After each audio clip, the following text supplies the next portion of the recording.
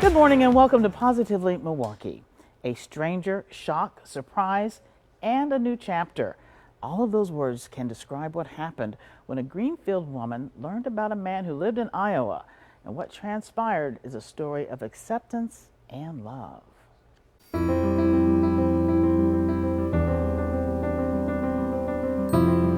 It was April of 2016 that Carol Ledzki connected with a man that would change her life forever. I said, no. More on that later, but first, this 76-year-old Greenfield grandmother grew up as an only child. I always swore I'd never have one child because it's a lonely life. It is. You know, when you have brothers and sisters, you have built-in playmates. She did have relatives to play with. Ledzki thought she knew them all until... So I went to Ancestry DNA, sent in a sample. That's when a mysterious match turned up. It says first cousin or closer. Turns out the person was not a cousin. My daughter said, I think you have a half-brother, Mom. Carol was shocked. Then I noticed up in the corner I had a message from this guy. And then he said who he was. He said, you can check me out on Facebook. He gave me his number. If you have questions, I want you to call me. Ledzki had spent 72 years of her life with no siblings. And yes, she had trepidation in connecting with a stranger. I said, I hope he's not in jail. Yeah, I don't know if I want to open this can of worms because I don't know what I'm going to find. So what happened when Carol met her long-lost brother? What kind of man was he? Did he resemble anyone in the family?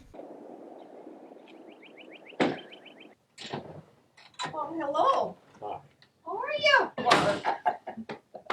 Oh, it's so good to see you. I miss you. I miss you all the time. Timothy A. Pella is the brother Carol never knew about. And I'll tell you, Carol, the minute this man got out of the car, I knew he was my brother because he looks just like our father. He came in and I gave him a big hug, and that was all it took. Pella left that message on Ancestry DNA. The connection instant. We talked all day long, just talked, answered, and nothing was off the table. We went out for dinner, and we were sitting at the table, and I couldn't believe what I was seeing. He said, Carol, you look like you just saw ghosts. And she said, I'm looking at Dad. You have all his mannerisms. You sit like him. You talk like him. You are the epitome of our dad. You're sitting here reading a menu like he would. Like he would. You have his hands on the table and folded his arms and he's reading. He sat just like that. And I said, yep, I've seen a ghost. So Pella now lives in Iowa, but he grew up in a loving adopted home in the Milwaukee area. He always had a curiosity about his biological roots. Because I knew I was born in Milwaukee. I would go to places like Southridge Mall, look around, people watch and wonder, am I related to anybody? And meeting his sister Carol gave Tim coveted information about the dad he never met. Oh, my dad never knew he had a son. Never. In his wildest dreams that he had a son. I feel sorry for him in the fact that he always wanted a son, and he and I never got to meet. What would your father say if he saw Tim? I tell him this, how proud Dad would be of him.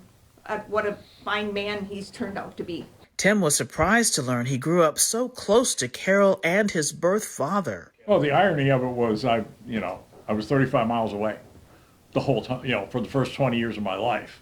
So now brother and sister make up for lost time. When they first met, both were dealing with tragedies. Both of you came together sort of as a result of loss. You lost your mother, you lost your husband, and he was coming up here because his adopted mother was dying. I was in a bad shape when I lost my husband and my mom in 6 weeks. There were mornings I just didn't want to get out of bed. I wanted to pull that cover over my head and just stay there for the rest of my life. Finding out that I actually had a sibling, oh man, that was great. That was just great. The timing couldn't have been much better for either of us because, I lost my family and she'd lost two of her main family members, and so it was a good thing. I said, God took two away from me, and he gave me Tim back to fill my life. Ironically, Tim remembers watching Carol's mom on TV. When she told me that her mother's name was Evie Goosens, I said, did she happen to be a bowler and bowl on Bowling with the Champs? And she said, yeah, she won it twice. And I said, well, I used to watch Bowling with the Champs every Sunday, and I remembered the name. Today, the two enjoy a typical sibling relationship. We get along like brother and sister, and we have our ups and downs and don't get along too well sometimes, but that's what you're supposed to do. Yeah. So It's like brother and sister, and all that entails. right. We don't talk politics, and we figured that's a no-no. Yeah. And religion is okay now. So, but Yeah. politics, nope, Yeah. nope, not ever. She's my big sister. She just, and she doesn't let me forget it either. But for Tim, discovering Carol completes his story. Tim has even written this book about his family tree called Who Am I? Finally, somebody that I look like and act like, even if I never knew them and they never knew me. So that says a lot for genetics. Carol and Tim say their time together is even more special because they found each other later in life. At our ages, not knowing how much longer we have, either one of us, nobody ever really does. But, when you get to the 70s, time is limited. Who knows how much time I have left, but I'm not going to waste it. Now I've got somebody, and I'm going to do whatever it takes to make sure that the rest of our lives are going to be gracious and good. However long they may be. Yeah, however This is long. all Right. new, fresh time for both of us. Perhaps there's a story here for all of us. Don't take your family for granted. Time together is a gift. It should be cherished. Got to savor every moment of it.